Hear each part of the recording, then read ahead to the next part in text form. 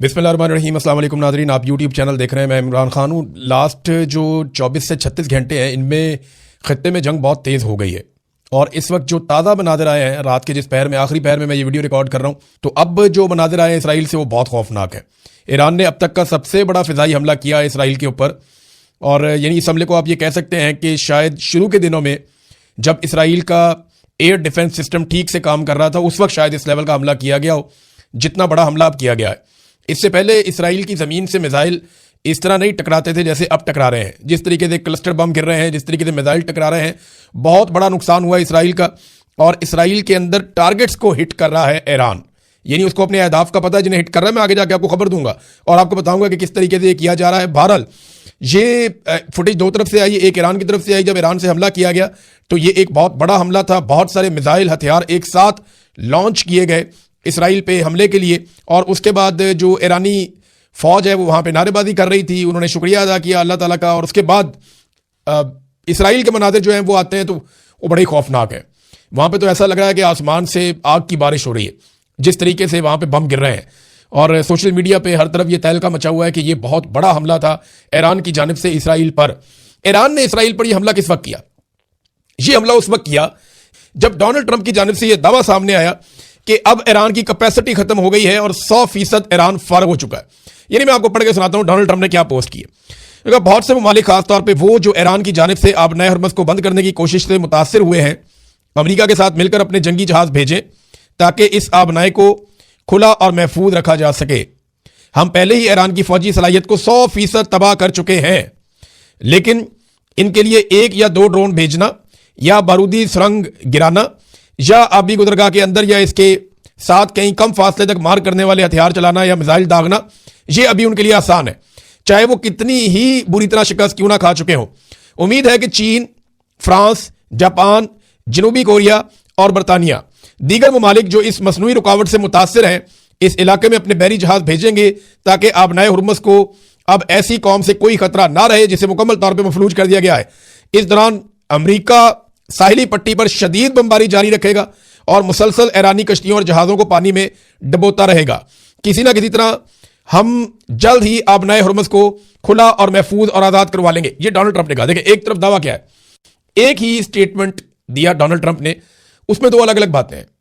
यानी एक पोस्ट है उसमें एक तरफ यह कह रहे हैं कि 100% ईरान तबाह हो गया और दूसरी जानिब उसी पोस्ट के अंदर डोनाल्ड ट्रंप मदद मांग रहे हैं चीन से, फ्रांस से, जापान से, जनूबी कोरिया से और बरतानिया से। यानी अगर ईरान 100% तबाह हो गया है तो फिर तो अमेरिका के लिए कोई बड़ी डील नहीं होनी चाहिए।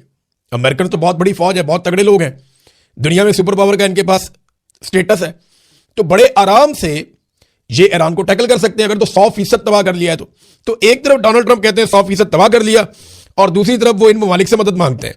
थोड़ा सा इन ममालिक के बारे में आपको बताता हूं। फ्रांस के 10 जहाज रिपोर्ट हुए कि फ्रांस के 10 जहाज़ों का एक फ्लीट निकला और वो जा रहा है जनाब आबनाए हुर्मुज़ की जानिब। लेकिन बाद में फ्रांस से स्टेटमेंट आया, नहीं जी नहीं, हम दिफाई नुक्ता नज़र से जा रहे हैं, हमारा किसी पे कोई अटैक करने का इरादा नहीं है और जहां बताया जा रहा है वहां नहीं जा रहे। तो एक तो फ्रांस ने इसके ऊपर बता दिया कि उनके जहाज इस मकसद के लिए नहीं निकले। दूसरा, बरतानिया के अंदर बहुत सख्त रद्द-ए-अमल है, बहुत सख्त रद्द-ए-अमल है और बरतानवी हुकूमत को यहाँ की अपोजिशन ने और अवाम ने रद्द-ए-अमल की वजह से रोका हुआ है जंग में जाने से। और बरतानवी वज़ीर-ए-आज़म कह चुके हैं कि जो हमारे साथ पहले इराक में हुआ है, हम उन तजर्बात की रोशनी में इस लड़ाई में नहीं उतरना चाहते। और चाइना ने डोनाल्ड ट्रंप की जो ऑफर है या जो डोनाल्ड ट्रंप की जो डिमांड है या रिक्वेस्ट है उसको मुस्तरद कर दिया। चाइना ने साफ कहा जनाब हम कोई लड़ाई लड़ने नहीं जा रहे और ये जो बात कर रहा है अमेरिका के आबनाए हुर्मुज़ को जाके खिलाएं और अपने फौजी भेजें और अपनी मिलिट्री को वहां भेजें, तो हम ये नहीं करने जा रहे। चाइना ने साफ इनकार कर दिया। जनूबी कोरिया जो है वो अमेरिका के साथ जंगी मशकें कर रहा है, वो बताता हूं मैं आपको आगे जाके। और जापान पहले कह चुका है वो इस लड़ाई का हिस्सा नहीं बनना चाहता। तो जिन को डोनाल्ड ट्रंप ने बुलाया वो तो लड़ाई का हिस्सा बनना नहीं चाहते। डोनाल्ड ट्रंप मदद मांग रहा है दुनिया से क्योंकि ऐसा लगता है कि डोनाल्ड ट्रंप जंग हार रहा है दोनों महाजों पे। एक तो अमेरिका के अंदर बयानिया की जंग हार रहा है, कोई भी इस लड़ाई को पसंद नहीं कर रहा। डोनाल्ड ट्रंप के अपने चंद साथियों के अलावा इस लड़ाई को सपोर्ट नहीं मिल रही है अमेरिका के अंदर से। और अब वो ये चाहता है कि दुनिया के अहम तरीन ममालिक अमेरिका के साथ खड़े हों ताकि अमेरिका के अंदर भी इस जंग की सपोर्ट पैदा की जा सके। तो ट्रंप अकेला रह गया, नेतन्याहू गायब हो गया, अब बयानिया बनाने वाला कोई है नहीं। अमेरिकन ये समझते हैं कि ये एप्स्टीन फाइल से जान छुड़ाने के लिए जो गंद आ रहा था डोनाल्ड ट्रंप के ऊपर उससे जान छुड़ाने के लिए उन्होंने ये अटैक कर दिया और अब वो तवज्जो हटाना चाहते हैं। लेकिन ये मामला उल्टा गले पड़ गया और ये डोनाल्ड ट्रंप ने अपने गले में खुद डाला। डोनाल्ड ट्रंप का एक और स्टेटमेंट है, वो भी यहां पे आप ले लें। तो जिन ममालिक को कहा वो तो ऑलरेडी इनकार कर चुके हैं। अमेरिका ने ईरान को अस्करी, मुआशी और दूसरे लिहाज से शिकस्त दे दी है और इसे मुकम्मल तौर पर तबाह कर दिया है।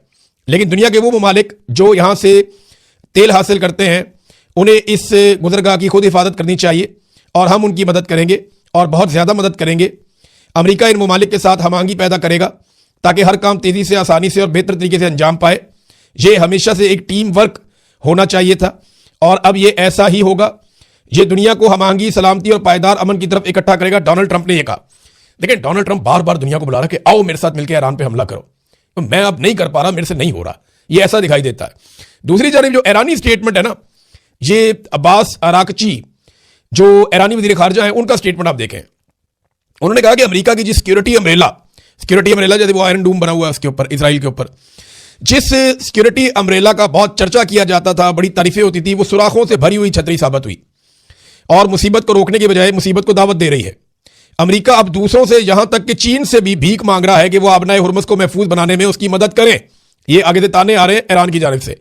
ईरान अपने बरादर पड़ोसी ममालिक से मुतालबा करता है कि वो गैर मुल्की जारहियत पसंदों को निकाल बाहर करें, खास तौर पर इसलिए कि इन गैर मुल्कियों की वाहिद फिक्र सिर्फ इसराइल है और उसके अलावा कुछ नहीं है। अब नाजरीन, एक और भी वार्निंग दी है ईरान ने इस खित्ते के अंदर और ये बहुत अहम है और ये रिपोर्ट हुई है। और रिपोर्ट ये हुई है कि पासदारान इनकलाब यानी ईरान की जो फोर्स है, उसने खित्ते में मौजूद बड़ी अमरीकी कंपनियों को इलाका खाली करने के लिए तंबीह कर दी है और वार्निंग जारी कर दी है कि इलाका खाली कर दें। और साथ में एक लिस्ट जारी की है जिसमें उन कंपनियों के नाम है और साथ में वो इलाके लिखे हुए, उनके एड्रेस लिखे हुए, यहाँ पे कंपनियां में पता है हम इन्हें मार सकते हैं, फौरन खाली करो इसको। तो जो उन्होंने नाम लिए हैं, उन्होंने कहा जी हम अमरीकी हुकूमत को तंबीह करते हैं कि वो खित्ते से तमाम अमरीकी सनतों को निकाल ले। हम इन सनती कारखानों के करीब रहने वाले लोगों से जिनमें अमरीकियों के शेयर हैं, दरखास्त करते हैं कि वो इन इलाकों को छोड़ दें ताकि इन्हें कोई नुकसान ना पहुंचे। पासदारान इनकलाब की जानिब से जारी करदा उनसे वाबस्ता फारस न्यूज एजेंसी की तरफ से शेयर करदा एक ग्राफिक में उर्दन और मुत्तहदा अरब अमारात में काम करने वाली अमरीकी सनती, टेक्नोलॉजी, तवानाई और मालियाती कंपनियों की एक पूरी फहरिस्त जारी की गई है, जिसमें उनके दफातर को मखसूस मकामात जो है वो एरिया भी उन्होंने बताया कि ये एरिया है। अब ये कौन सी बड़ी बड़ी कंपनी है? लॉकहीड मार्टिन, ये बहुत बड़ी कंपनी है, ये हथियार भी बनाती है, दुनिया में जहाज भी बनाती है, मिलिट्री के हवाले से बहुत काम करती है। अबू धाबी में है, ग्लोबल मार्केट में इसका ऑफिस है। देखें, उनको पता है कहां पे है, क्या है। ये बोइंग का जो ऑफिस है वो ओमान डिप्लोमेटिक एरिया में है, यानी दुबई साउथ एविएशन डिस्ट्रिक्ट में। माइक्रोसॉफ्ट और उसका दफ्तर उन्होंने लिखा हुआ है, फिर ओरेकल और उसका दफ्तर उन्होंने लिखा हुआ है एड्रेस, फिर एक्शन मोबिल, फिर सिटी ग्रुप, फिर अमेजॉन वेब सर्विसेज, फिर NSO ग्रुप, KKR, गेट विलेज, इसका भी एड्रेस लिखा हुआ है, बोस्टन कंसल्टेंट ग्रुप, इसका भी एड्रेस लिखा हुआ है और बहुत सारी कंपनियों का उन्होंने पूरा दिया हुआ है, एक लंबा चौड़ा नाम लिखे हैं अमेरिकन कंपनियों के या जिनमें अमेरिकन के शेयर हैं। साथ उन्होंने बताया जनाब ये इनके एड्रेस हैं, हम इनको मारेंगे, यहां से निकल जाओ फौरन और इसके आसपास भी कोई ना जाए।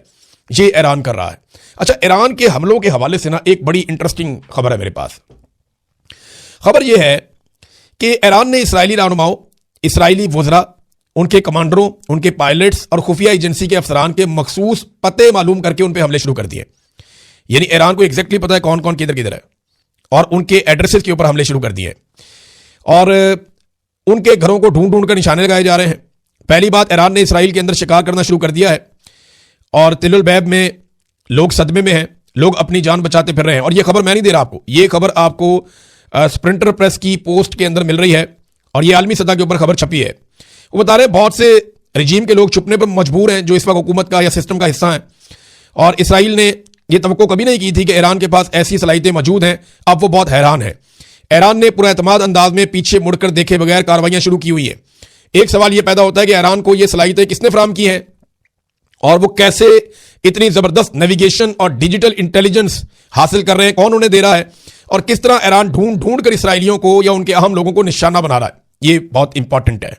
साबिक अमरीकी दिफाई ओहदेदार है, बहुत इंपॉर्टेंट आदमी, उसने इस बात का एतराफ किया है कि ईरान मुनज़्ज़म तरीके से इसराइली फौजी बुनियादी ढांचे को तबाह कर रहा है, थर्ड रेडार्स को अंधा कर दिया है और यूनिट 8200 को निशाना बना रहा है। अमरीका और इसराइल के बरक्स ईरान सख्ती से इखलाकी मेयारात पर अमल पैरा है और शहरियों पर बमबारी करने से इनकार कर रहा है। ये अमेरिकन भी मान रहे हैं कि अमरीका और इसराइल जो है वो सिविलियंस के ऊपर अटैक करते हैं, जबकि ईरान सिविलियंस पे अटैक नहीं कर रहा, वो सिर्फ अपने अहदाफ को चुनकर निशाना बना रहा है। और ये ईरान के बदतरीन दुश्मन कह रहे हैं, ईरान नहीं कह रहा। अब यहां पे एक चीज मैं आपको बताता हूं कि जुमे के रोज, यानी आज से 2 दिन पहले, आज एतवार है तो आज आप देख रहे हैं, 19 ऐसे लोगों को कत्ल किया गया इसराइल की जानिब से लबनान में, जो तिब्बी अमले के लोग थे। यानी ये तिब्बी इमदाद फराहम कर रहे थे और तिब्बी अमले के वर्कर थे। तो इनको 19 लोगों को शहीद किया और इसराइल ने इशारा दिया कि वो लबनान में एम्बुलेंसों पे और तिब्बी तनसीबात को निशाना बनाना जारी रखेगा। अब देखें ना, यहां पे वो खुद कह रहे हैं कि हम ये करेंगे, और इस मकसद के लिए वो पहले भी ताकत इस्तेमाल करते रहे हैं, अब भी ताकत इस्तेमाल कर रहे हैं। आलमी इदारा सेहत WHO के मुताबिक 2 मार्च से लेकर अब तक, यानी गुज़िश्ता कोई 2 हफ्तों में, इसराइली हमलों के नतीजे में 27 तिब्बी मराकज मुतासर हो चुके हैं और 30 लबनानी तिब्बी कारकुन शहीद हो चुके हैं। आप अंदाजा करें कि एक तरफ इस तरीके से अटैक किया जाता है, इंसानियत की धज्जियां उड़ाई जाती हैं, और दूसरी तरफ यह किया जाता है कि वो कोशिश कर रहे हैं कि सिर्फ दिफाई नुक्ता नज़र से इसराइल को या अमेरिका को नुकसान पहुंचाया जाए। अब इसमें ना एक स्टेटमेंट ईरान की जानिब से आया और गिले वाला स्टेटमेंट है। ईरान ये कहता है कि जनाब, अक़वाम मुत्तहिदा में हमारे खिलाफ मजम्मत हो रही है, जबकि हम जवाबी कार्रवाई कर रहे हैं और फौजी अड्डों को निशाना बना रहे हैं, जबकि हमारे ऊपर जारियत करने वाले अमेरिका और इसराइल की मजम्मत नहीं हो रही, जिन्होंने हमले में पहल की और जिन्होंने जंग को शुरू किया और जिन्होंने हमारे बहुत सारे सिविलियन को मारा और बच्चियों को शहीद किया, बहुत छोटी बच्चियों को।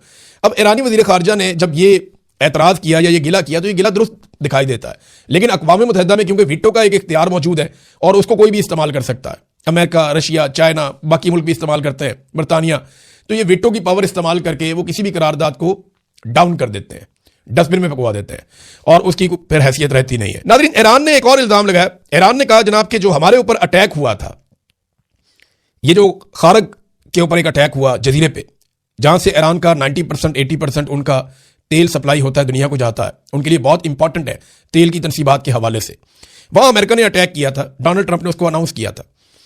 ईरान ने इल्ज़ाम लगाया कि हमारे ऊपर जो अटैक हुआ इसमें रॉकेट मारे गए थे, और ये रॉकेट रियासुल खैमा, यानी ये यूएई का एक एरिया है रियासुल खैमा, यहां से और दुबई से ये रॉकेट मारे गए हैं। ये ईरानी वजीर खारजा का बयान है, जबकि यूएई ने इस स्टेटमेंट को मुस्तरद कर दिया। उन्होंने कहा जी ऐसी कोई बात नहीं है। दूसरी जानिब ईरान ने यूक्रेन को भी एक वार्निंग जारी कर दी है कि अगर यूक्रेन ने इसराइल को ड्रोन दिए और ड्रोन देकर इसराइल की मदद की, तो फिर ईरान के पास ये जायज होगा और यूक्रेन ईरान का जायज हदफ बन जाएगा। हम यूक्रेन के ऊपर अटैक कर सकेंगे और हमारा ये हक होगा कि हम बदले में यूक्रेन के ऊपर हमला करें। देखिए ना, यूक्रेन के साथ पहले ही रशिया की जंग चल रही है, अगर ईरान भी यहां से अटैक करेगा तो यूक्रेन के लिए प्रॉब्लम बढ़ जाएगा और यूक्रेन को 2 महाजों पर लड़ना पड़ेगा।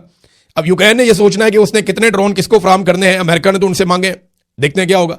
नाज़रीन, एक और बड़ी इंपॉर्टेंट डेवलपमेंट जो है ना, वो इस रीजन से, आबनाए हुर्मुज़ में तो जंग चल रही है, डोनाल्ड ट्रंप के लिए सबसे ज्यादा शर्मिंदगी की बात यह है कि समंदर का एक रास्ता है, एक तरफ डोनाल्ड ट्रंप बैठा है, इसराइल बैठा है, अमेरिका के इत्तेहादी अरब ममालिक बैठे हैं, और एक तरफ अकेला ईरान है। ईरान ने वो रास्ता बंद कर दिया, ये सारे मिलकर खुलवा नहीं पा रहे, और डोनाल्ड ट्रंप पूरी दुनिया को आवाजें दे रहा है कि आगे इसको खोलो। अब आबनाए हुर्मुज़ अगर जंगबंदी के बाद खुलती है तो डोनाल्ड ट्रंप की कोई इज्जत नहीं बचेगी, और अगर इस वक्त डोनाल्ड ट्रंप जंग बंद करके वापस चला जाता है, चाहे जीतने की अनाउंसमेंट करके वापस चला जाए, डोनाल्ड ट्रंप का सौदा कोई नहीं खरीदेगा, डोनाल्ड ट्रंप की बात कोई नहीं मानेगा। उसके लिए सिचुएशन बहुत परेशान कुन है। लेकिन इस रीजन से हजारों मील दूर एक और एरिया है, और वो मैं बात कर रहा हूं शुमाली कोरिया की। शुमाली कोरिया में 2 लोग बहुत इंपॉर्टेंट हैं, एक किम जोंग उन और एक उनकी बहन किम यो जोंग। ये दोनों बहुत इंपॉर्टेंट है, इनकी बहन के स्टेटमेंट को भी बहुत अहमियत दी जाती है। तो किम जोंग उन ने कहा कि हम जंग नहीं चाहते, लेकिन हम जंग को अवॉइड भी नहीं करना चाहते, यानी हमारा कोई इरादा नहीं, अगर जंग मुसल्लत की गई हम लड़ना भी चाहते हैं, फिर यानी जंग को अवॉइड करने का हमारा कोई इरादा नहीं है, लेकिन हम जंग लड़ना नहीं चाहते। अमेरिका ने हमला करके बेशर्मी की है, यह गैर कानूनी जारहियत है, इसको यह करार दिया किम जोंग उन ने। जबकि उनकी जो बहन है किम यो जोंग, उन्होंने कहा कि अमेरिका और साउथ कोरिया की जंगी मुश्कों के खौफनाक नताइज बरामद होंगे, ये वार्निंग दी उन्होंने।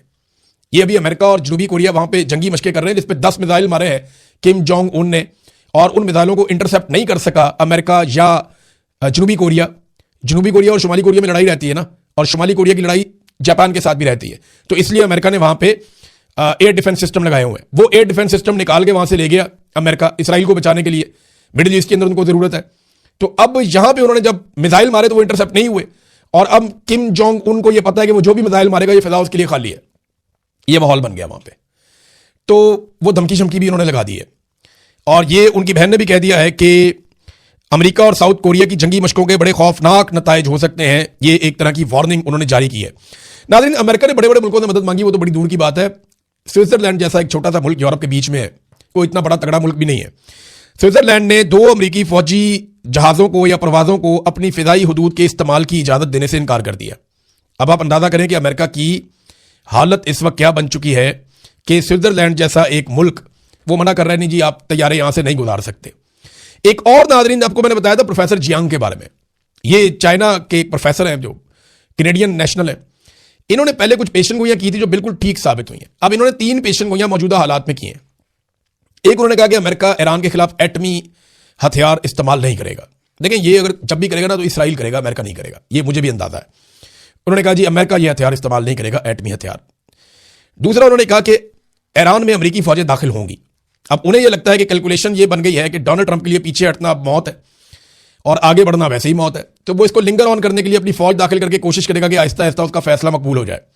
बहरहाल ईरान में अमेरिकी फौजें दाखिल होंगी, ये उन्होंने कहा। और एक फॉल्स फ्लैग ऑपरेशन के बारे में बातें भी हो रही हैं कि कोई ना कोई ऐसी कार्रवाई अमेरिका में या अमेरिकी इत्तेहादियों के साथ कहीं ना कहीं हो जाएगी जिसकी बुनियाद पर फिर सारे मिलकर ईरान के ऊपर अटैक करेंगे और ये जमीनी फौज भी जा सकती है। लेकिन इसमें जो सबसे इंपॉर्टेंट चीज उन्होंने की, उन्होंने कहा जी अमेरिका और इसराइल ईरान जंग की आड़ में मस्जिद अक्सा को तबाह कर देंगे, हम मुसलमान कहते हैं शहीद कर देंगे। उन्होंने यह दावा किया कि अमेरिका और इसराइल ईरान जंग की आड़ में मस्जिद अक्सा को नुकसान पहुंचा सकते हैं, उसे शहीद कर सकते हैं। यह बात इससे पहले भी कुछ लोगों ने की है, यह बात इससे पहले सुनी गई है, एक मरतबा नहीं मल्टीपल टाइम सुनी गई है। और यह बड़ी खौफनाक सिचुएशन बन जाएगी और मुसलमानों के जज्बात बहुत भड़क जाएंगे। एक और खबर है नादरीन, और यह खबर है सिंपल इतनी सी है कि दुनिया भर के मीडिया को यह खबर फीड की गई है, क्योंकि इस खबर में किसी सोर्स का नाम नहीं बताया गया। यह नहीं बताया गया कि हमास के किस रहनुमा ने यह बात की या हमास के कौन से ग्रुप ने यह बात की। बस ये एक तस्वीर शाया करके ये लिख दिया गया कि दुनिया भर के मीडिया को यह खबर जारी की गई है और मीडिया में छपी हुई है, आप गूगल करके देख सकते हैं कि हमास ने ईरान से एक दर्द भरी अपील की है कि जनाब आप अरब ममालिक के ऊपर हमले ना करें। देखिए, ईरान बार बार यह कह रहा है कि हम तो अरब ममालिक पे हमले नहीं कर रहे, हम तो उनको शहरियों को बचा रहे हैं, हम तो सिर्फ उस दुश्मन पे हमले कर रहे हैं जो अरब ममालिक की सरजमीन को हमारे खिलाफ इस्तेमाल कर रहा है। ये ईरान बार बार कहता है। बहरहाल इस खबर का कोई सोर्स अभी तक सामने नहीं आया, सोर्स सामने आएगा तो पता चलेगा कि ये कौन है। हाँ, एक खबर और जो पाकिस्तान से दी गई और पाकिस्तान की हुकूमत ने दी, आबिद शेर अली यानी नवाज शरीफ साहब की, शहबाज शरीफ साहब की फैमिली के बंदे हैं, बहुत इंपॉर्टेंट शख्सियत हैं, PMLN की हुकूमत का हिस्सा है। तो आबिद शेर अली ने दावा किया कि मुल्ला हैबतुल्लाह को कत्ल कर दिया गया वहां पे पाकिस्तान एयरफोर्स की जानिब से अफगानिस्तान में। अब यह बड़ी अजीब चीज है, यानी आबिद शेर अली ने लिखा कि कंधार पर ताज़ा तरीन पाक फजाइया के हमलों के बाद तालिबान के सुप्रीम लीडर मुल्ला हैबतुल्लाह खूनज़ादा की सूरत हाल गैर वाज़ेह है। मुतअद्दिद ज़राए दावा कर रहे हैं कि वो पाकिस्तानी हमलों में हलाक हो गए हैं। अब हमने सारा मीडिया चेक किया, 3-4 साल हो गए इनके बारे में खबर ही क्यों नहीं आई इंटरनेशनल मीडिया में, और इस तरह की कोई खबर है भी नहीं। ये एक फेक खबर है। इस पर जो उन्होंने तस्वीर लगाई उसमें मुल्ला हैबतुल्लाह की तस्वीर लगा के उसके ऊपर एलिमिनेटेड लिखा हुआ है। देखिए, मुझे नहीं लगता कि पाकिस्तानी फौज या पाकिस्तानी हुकूमत कोई इस किस्म का रिस्क लेगी, क्योंकि इसके असरात कई दहाइयों तक जाएंगे। ये आग से खेलने वाला काम है। मैं किसी के नजरिए या किसी की पॉलिसी की बात नहीं कर रहा, मैं ये कह रहा हूं कि दोनों हमसाया ममालिक हैं और दोनों को रियलिटी के साथ चलना होगा, एक दूसरे को तस्लीम करना होगा, एक दूसरे की मदद करनी होगी और दहशतगर्दी को मिलकर जड़ से उखाड़ना पड़ेगा, तभी दोनों ममालिक में अमन आएगा। वैसे आपस में जितना मर्जी लड़ते रहे, एक दिन टेबल पर ही फैसला होना है। अब तक के लिए इतने, अपना ख्याल रखिएगा, अपने चैनल का भी अल्लाह हाफ़िज़।